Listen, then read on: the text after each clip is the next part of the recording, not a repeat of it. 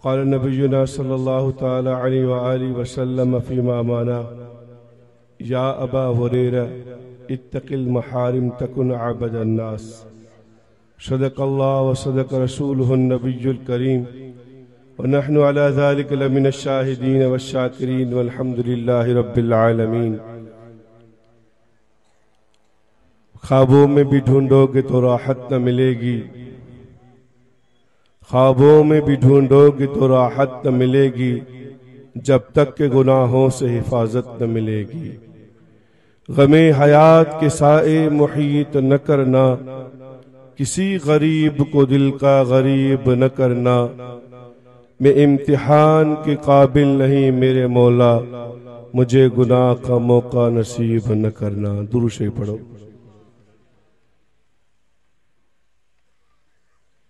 अल्लाहुम्मा सल्ली अला सय्यिदिना मुहम्मदिन नबिय्यिल उम्मी व अला आलिहि व अस्हाबिहि व बारिक व सल्लिम। वक्त बिल्कुल मुख्तसर आहे। मां मुख्तसर वक़्त जे अंदर ऐं तव्हांजे साम्हूं कुछ गुज़ारिशात अर्ज़ रखण चाहियां थो। तव्हांजी नीयत इहा हुजे त इंशाअल्लाह असां ॿुधंदासीं, सम्झंदासीं ऐं उन खां बाद में इंशाअल्लाह अमल कंदासीं। जेकर वक्त जी गुंजाइश रही त मां तफ़सीली तौर गुफ्तगू करे सघंदुसि, वरना इंशाअल्लाह थोड़े वक़्त में तव्हांजो तवज्जो हूंदो त इंशाअल्लाह फ़ाइदो थींदो। ऐं हूअं ई बि तूफ़ाने नू लाने से ए चश्मे तर क्या फ़ायदा, दो चार अश्क बहुत हैं जो असर पैदा करे। इंतहाई वाजिबुल एहतराम मुझा प्यारा भाइरो बुजुर्गो ऐं दोस्तो, मूं तव्हांजे साम्हूं क़ुरान शरीफ़ जी जे आयत जो टुकड़ो पढ़ियो, उन जे अंदर अल्लाह जल्ल जलालु इरशाद फरमायो ज़रू ज़ाहिरल इस्म व बातिन। अल्लाह से फरमाए पियो त ज़ाहिरी ऐं बातिनी गुनाह छॾे ॾियो। अब केर तो फरमाए? अल्लाह। वो तो फरमाए त ज़ाहिरी ऐं बातिनी गुनाह छॾे ॾियो। अॼु असांजा केतिरा भाइर दोस्त यार असांखे चवंदा आहिनि, चई साईं गुनाह खे छॾणु नामुमकिन आहे। मुंहिंजा दोस्त जेकर गुनाह खे छॾणु नामुमकिन हुजे हा त अल्लाह गुनाह जे छॾण जो हुकुम न करे हा। जेको रब फरमाए पियो ला युकल्लिफुल्लाहु नफ्सन इल्ला वुसअहा, मां इंसान खे संदसि वित ऐं वस खां मथे के हुकुम जो पाबंद न बणाईंदो आहियां। माना जेका शइ असांजे वित में आ, इख्तियार में आ, कुदरत में आ, अल्लाह ताला उन जो ही हुकुम फरमाइंदो आहे। जॾहिं रब फरमाए पियो ज़रू ज़ाहिरल इस्म व बातिन, ज़ाहिरी ऐं बातिनी गुनाहनि खे छॾियो, तंहिंजी माना त गुनाह जो छॾणु असांजे वस जे अंदर आहे। लिहाज़ा इहो असांजो उज़ुर क़यामत में न हलंदो, इहो असांजो बहानो क़यामत में न हलंदो। साईं गुनाह खे छॾणु मुंहिंजे वस में ई कोन हो। मुंहिंजा दोस्त गुनाह खे छॾणु ॾुखियो ज़रूर आहे, पर नामुमकिन आहे, इम्पॉसिबल नाहे। नंढो ॿार जॾहिं माउ जी थञ उनखे प्यारे प्यारे पोइ अमर चवंदी आहे त मां हिनखे थञ छॾ रहियां अबा, त अफ़रा तफ़री छॾियो वेही रहो जज़ाकल्लाह। मुख़्तसर वक़्त जे अंदर पोइ तव्हांजी मर्ज़ी आहे जेको वणे तीअं कयो। नंढे ॿार खां जॾहिं संदसि अमर खीर छॾाईंदी आहे त खीर छॾाइण जो तरीक़ो छा हूंदो आहे? उनजी अमर उन खीर वारी जाइ ते कड़ी शइ लॻाईंदी आहे। इन जे करे त जॾहिं हिनखे करट लॻंदी, करट लॻण जे करे ही खीर आहिस्ता आहिस्ता छॾे ॾींदो। पोइ नंढो ॿार उनखे करट लॻाए करे जॾहिं खीर पीआरण जी अमर कोशिशि कंदी आहे त नंढो ॿार उन करट जे करे खीर खे छॾे ॾींदो आहे।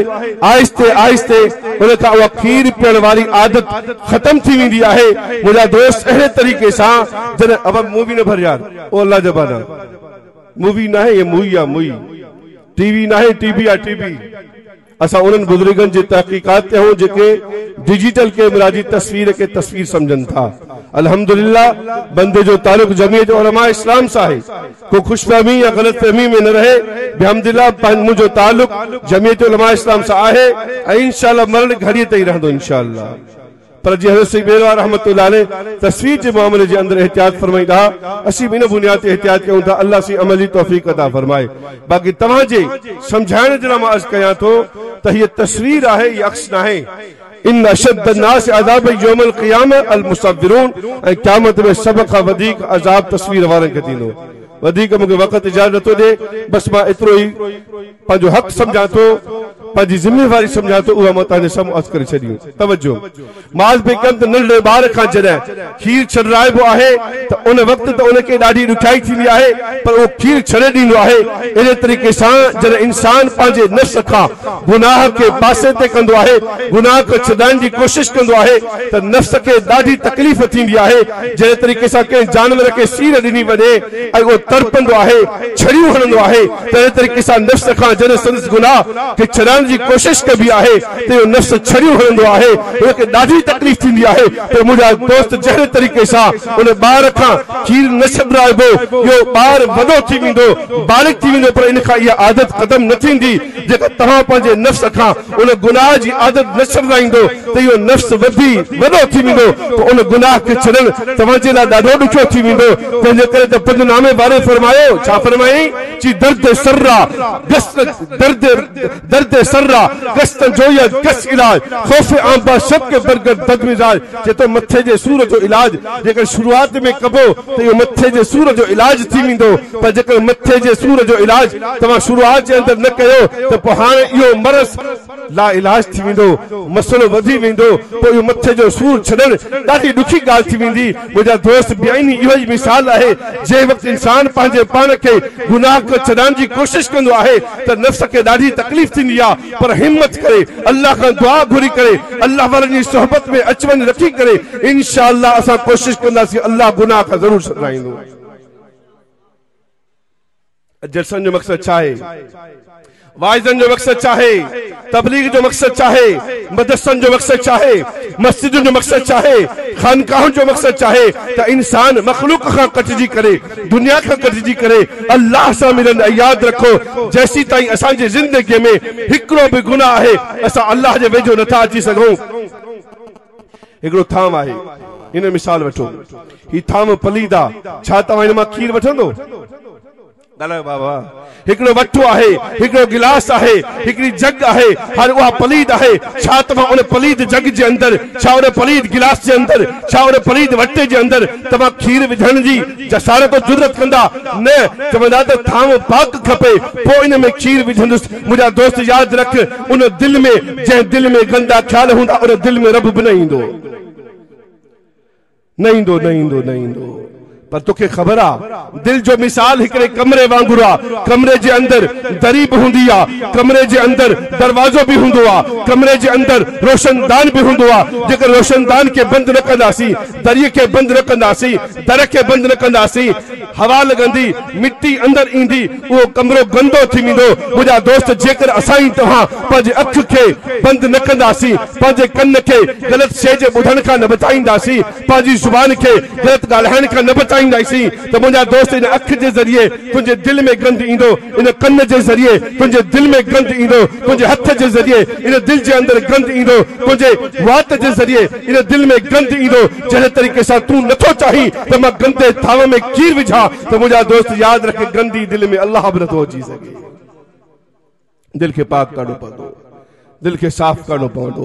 हिकिड़ी कार आहे, उन कार जे अंदरि तूं एसी हलाई थो, पर जेकर तूं उनजा शीशा बंदि न कंदे त मुंहिंजा दोस्त या कूलिंग असर न करे सघंदी, या एसी पंहिंजो असर न ॾेखारे सघंदी। जेकर तूं चाहीं थो एसी असर ॾेखारे, तोखे सभु शीशा बंदि करणा पवंदा। तूं चाहीं थो त मां निमाज़ पढ़ां, मूंखे निमाज़ जा अनवारात नज़र अचनि, मां रोज़ो रखां, मूंखे उनजा अनवारात नज़र अचनि, मां हज कयां, मूंखे उनजा अनवारात नज़र अचनि, मां ज़कात ॾियां, मूंखे उनजा अनवारात नज़र अचनि, त उनजो तरीक़ो इहो आहे तोखे पंहिंजो पाण खे गुनाह खां बचाइणो पवंदो।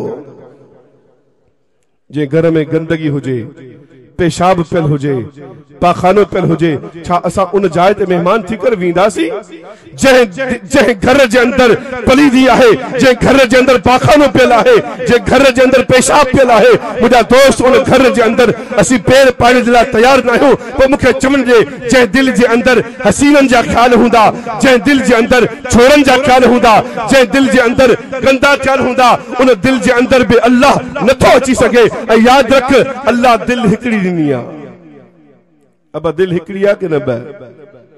माण्हू चवंदा सिधी कुतड़ी खे बदिलियूं। मुंहिंजा दोस्त,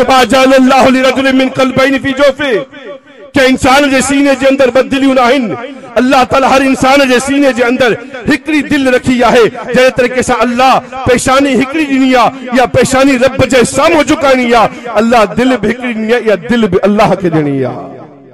तने तो मुझे साईं हज़रत मोहम्मद मुस्तफ़ा सल्लल्लाहु अलैहि वसल्लम फरमाइन था, जेकर मां जेकर अल्लाह का सिवा के खलील करे वठा हां तो मां अबू बकर के खलील करे वठा हां, पर मुझो खलील सिर्फ हिकड़ो अल्लाह वा। अब दिल कहिड़ी नी आहे? अल्लाह वारन के अहले दिल चबो आहे।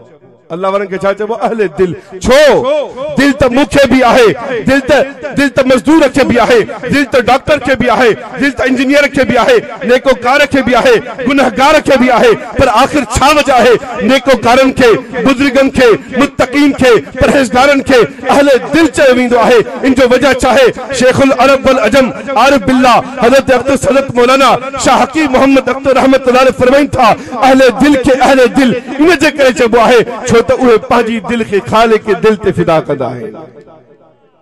अब दिल कहिड़ी नी आहे? तो फिदा कहते कभी हे दिल गैरन के ॾियण जे लाइ न आहे, हे दिल हसीनन के ॾियण जे लाइ न आहे, हे दिल हसीन छोकरन के ॾियण जे लाइ न आहे, हे दिल रब ॾिनी आहे, या दिल अल्लाह जे हवाले करणी आहे। असां छा था चऊं? सही पोड़ा थी रही रब बुजुर्ग थींदासीं। ईअं न।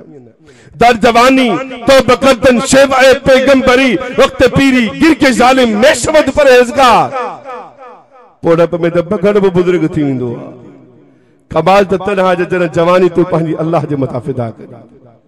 हाँ जनाब नबी सल्लल्लाहु अलैहि वसल्लम जन इरशाद फरमायो, अल ईमान बैनल खौफ वर रजा।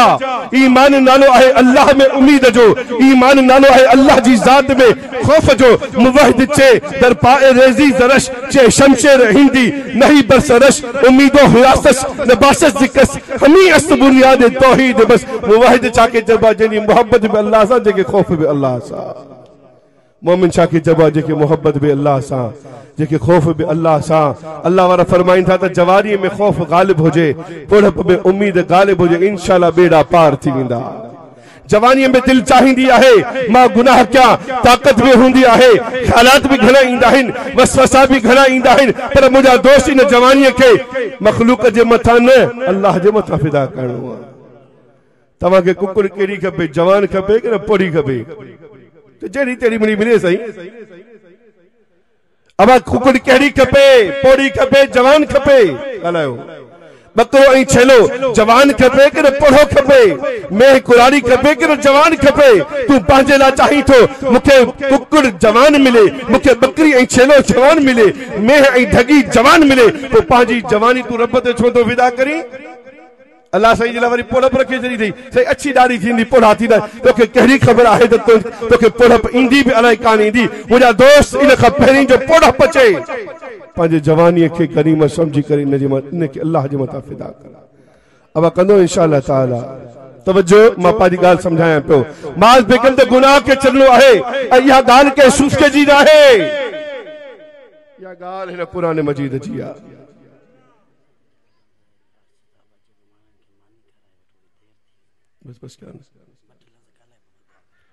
कुरान मजीद में अल्लाह फरमायो जरूर जाहिर अल इस्मी व बातिन, जाहिरी ऐं बातिनी गुनाहन के छॾो, हे कुरान जो हुक्म आहे। जनाब नबी सल्लल्लाहु अलैहि वसल्लम जन हज़रत अबू हुरैरा के फरमायो, या अबा हुरैरा इत्तकिल महारिम तकुन अबदन नास। ए अबू हुरैरा गुनाहन का बच, तू सब का वॾो इबादत गुज़ार थी वेंदे। हज़रत आरिफ बिल्ला हाफ़िज़ शाह मोहम्मद मुसा फरमाईंदा आहिनि, हिकु गुनाह का बचन 10,000 तहज्जुदन का बेहतर आहे, हिकु गुनाह का बचन 10,000 तावीज़न का बेहतर आहे, हिकु गुनाह का बचन 10,000 दफ़ा आमिलन में वञण का बेहतर आहे। हिकिड़े गुनाह का बचन चो तो इंशाअल्लाह गुनाहन का बचंदासीं। सुकून चाहियो था, चैन चाहियो था, मज़ो चाहियो था, इत्मीनान चाहियो था, घर में इत्तिहाद इत्तिफाक चाहियो था त असांजा दुनिया ई आख़िरत जा मसला हल थियनि, त मुंहिंजा दोस्त रब जी नाफ़रमानी छॾे करे रब जा फरमा बरदार थियो। कहिड़ा आहिनि जेके इरादो कंदा इंशाअल्लाह फरमा बरदार थींदासीं। सची पची पुछो, मुंहिंजी दिलि पई चए मां मज़ीद बयान कयां। मां हिन पहिरीं पॉइंट इहे लिखणु शुरू कई आहे, पर मूंखे न्यापो मिली वियो आहे, ऐं बंदे जी आदत आहे त मां जलसे वारन के परेशान न कंदो आहियां। बस हिकिड़ी ॻाल्हि यादि अची वई, चूंकि ही मौक़ो दस्तार फज़ीलत जो आहे, ज़िंदगी रही त इंशाअल्लाह इन उनवान खे मां कंहिं ॿी मजलिस में ज़िक्र कंदुसि। मजबूरी आहे छो त हुकुम अची वियो आहे। मिर्ज़ा नासिर कादियानी हिकिड़े जलसे जे अंदर ऐलान कयो कहिड़ो चई त 10,000 मायूं उथनि जेके चवनि त असां पंहिंजा पुट कादियानी जे लाइ वक़्फ कंदासीं। घणियूं 10,000 ऐं तव्हांखे ख़बर आहे घणियूं थियूं 15,000 मायूं थियूं घणियूं। अॼु असांखे असांजो मुस्लमान थो चई सही मदरसे में बच्चा छॾींदासीं खाईंदा किथां।